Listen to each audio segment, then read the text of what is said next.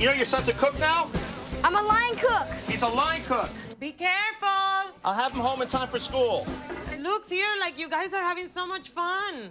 All right, give me 1 second. Do you know your son could work a grill? I had beer. What is that? He says he misses you. I tell him I love him. The new film Chef, written, directed, produced, and starring Jon Favreau, is about a chef who loses his cool and subsequently his job. The movie features an all-star cast, including Sofia Vergara and John Leguizamo. I want to share this with you. Welcome back to Arise on Screen. I'm Mike Sargent. I recently sat down with Jon Favreau and asked about what he loves about the chef culture. I like food. I don't think that's a secret. I like to eat. I like. I come from both an Italian and a Jewish family, so food's always been part of the language of both cultures, and I love the characters of chefs. I love the.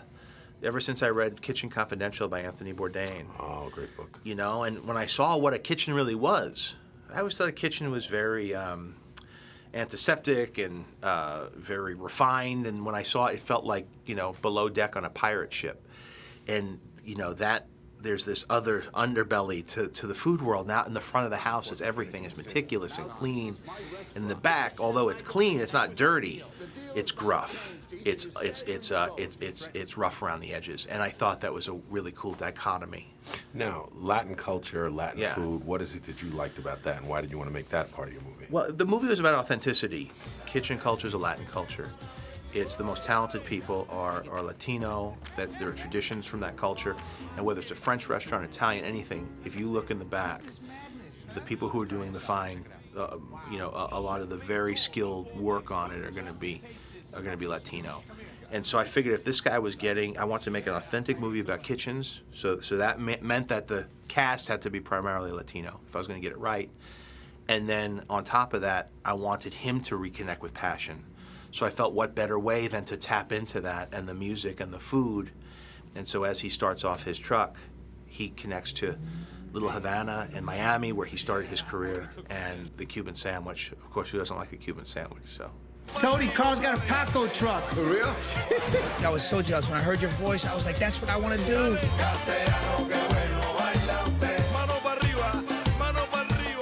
You likened filmmaking to cooking. What were the parallels that you saw? Well, there's similarities and there's differences. The food world's much more cinematic.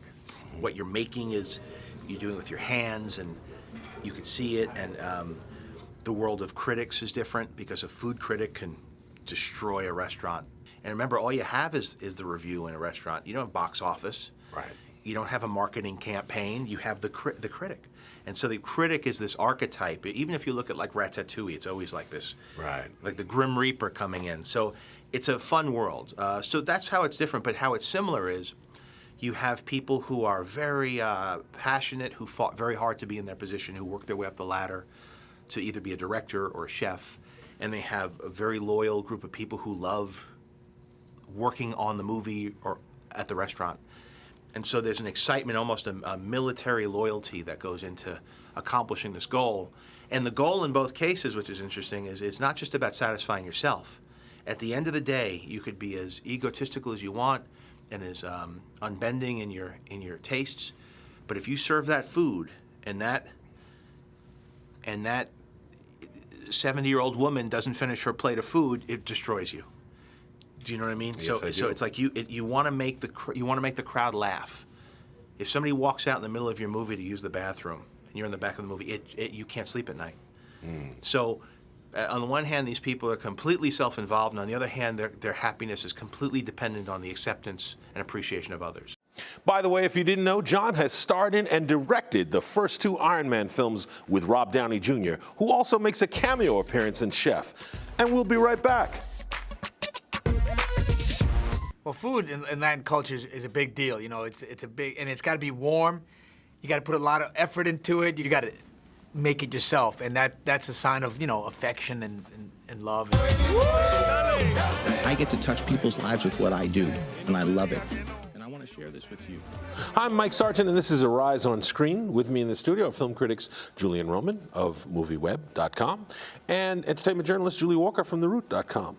Okay, and we're talking about food today because there's a movie that's just come out called Chef with Jon Favreau, John Leguizamo, and I really like this movie quite a bit, and I like a lot of the relationship between the characters, especially him and the sous chef and the line chefs and all that, and especially this is a movie about a man who has lost his connection and his inspiration with food, and he refines it through, in the most unlikely of ways by renting a food truck or buying a food truck and becoming and making Cuban sandwiches going all along the South. I really thought it was a moving and much better than I could have possibly expected movie.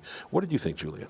I completely agree with you, Mike. It's a beautiful film about relationships, about food. You have the father, son, you have the ex-wife, you have the best friend. But I like the fact that it gives props to the people behind the scenes in restaurants. The people we never see, the people who are cooking all the fantastic food, and they're kind of the unsung heroes of the eating establishment.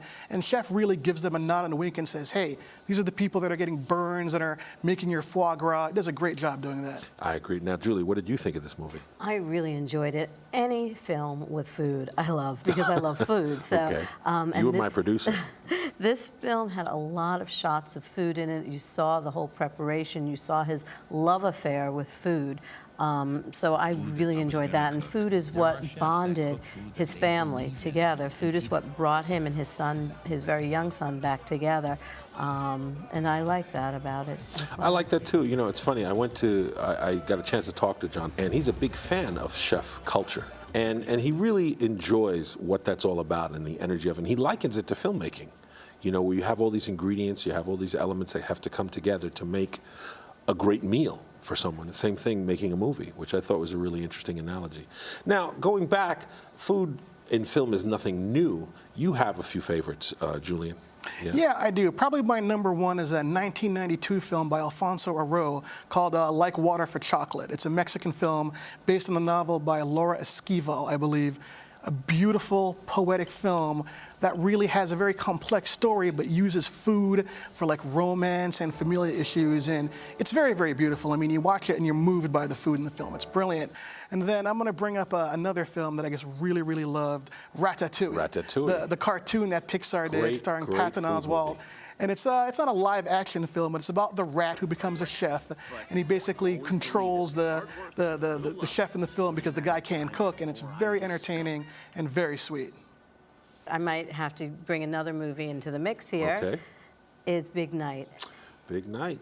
And it's Stanley Tucci directed it, he co-wrote it, he stars in it. It's just a beautiful, small story about two brothers in a restaurant and just, trying to make it. And I like it. It's about family and food, and there's just a long scene where he makes an omelet for his brother, and it's just, you just see the whole preparation and all the food and what goes into it. Exactly. Well, that's part of what I liked about Like Water for Chocolate, because it really, and similar to Chef, it really gives you not just a sense of the culture it comes from, but what is the importance of food and how people can bond all around it. And there's another movie that just came out recently called Tasting Menu, which I think you all saw as well. This is a movie where a lot of things happen that lead up to the meal, and then what's going to happen at the meal. And because we know the characters and we know what's going on, we get a sense of what this meal means to these different characters in the sense. Now, you like Tasting Menu as well? Or no, actually, you did not like Tasting Menu. Julie liked it, but you didn't like it. Why didn't you like this movie? Well, because I don't really think the food was as important as it should have been. I mean, there's a lot going on in the movie. There's multiple characters. It's primarily about a couple, but the restaurant is closing and they're worried about critics, and there's a whole other story about a band lost at sea. And I felt that the impetus of making a good film should be about food, if it is about food, and it's not really. I think the food is kind of like an afterthought, but just my opinion. Now, Julie, you disagree? I really enjoyed Tasting Menu because it brought together, Babette's Feast came to mind in small ways because of the ending, the last meal, the last supper, the idea that it's leading up and building up to one big thing, but it wasn't just about the food, it was about what the food brought to the people in the film. And so yes, there was less food, less preparation, But less you less liked to it. make your mouth water, but I did like it because of the characters. Now I got to ask you, Julian, Julie and Julia, since I'm sitting with Julian and Julia, and Julie, so did you like that film? That's a good film. You know, the story of Julia Childs, and I believe Meryl Streep had an Oscar nomination Yes, for she that as did. well. It's a good movie, but I wouldn't put it on par with some of the other films that we've discussed. It's very entertaining, does a good job talking about this woman's life, but as far as being, you know, the penultimate, you know, food film, I don't think it ranks that high. You don't think it ranks that high? And you? I agree.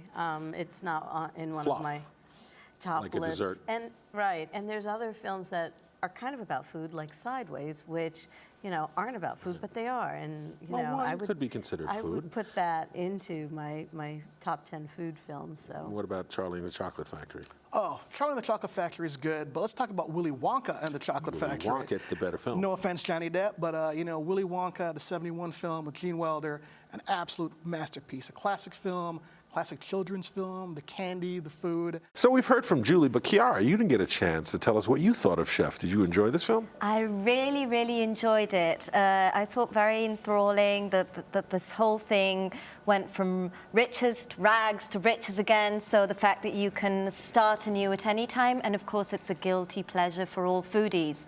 You go out feeling terribly hungry, and I was dying to try the Cubano sandwich after that.